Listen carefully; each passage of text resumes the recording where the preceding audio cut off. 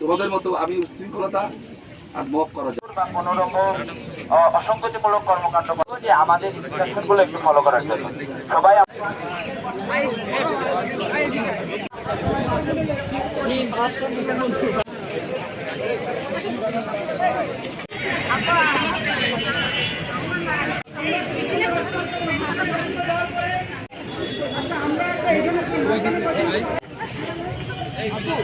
হ্যাঁ হ্যাঁ ওটা যাবো। এখন পর্যন্ত কোনো ফুটের পুলিশ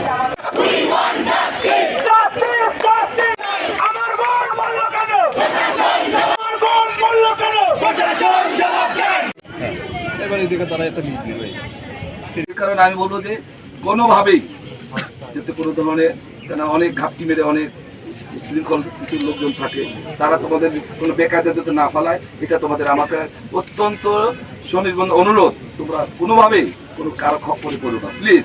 কেন খুলনা বিশ্ববিদ্যালয়ের একটা ইমেজ আছে, খুলনা বিশ্ববিদ্যালয়ের ইমেজ নিয়ে কিন্তু সারা দেশে আমরা খুব গর্ব করি এবং তারাও গর্ব করে।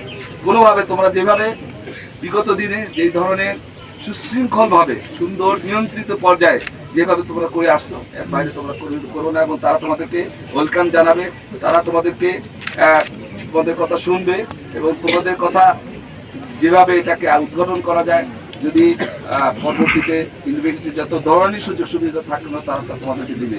তো যাই হোক, আমি তোমাদের সবাই অনুরোধ করছি, প্লিজ তোমরা কোনো মব বা কোনো ভায়োলেন্সে বা কোনো ধরনের কারো ফাঁদে পা দিয়ে তোমরা তোমাদের এই বিশ্ববিদ্যালয়ে এই সুনাম বিশ্ববিদ্যালয়টা তোমরা নষ্ট করো না, এটা আমার একটা অনুরোধ।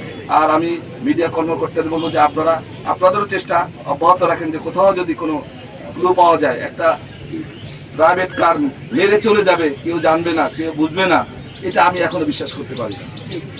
হ্যাঁ, এটা অবশ্যই ফাইন্ড আউট হইতে হবে।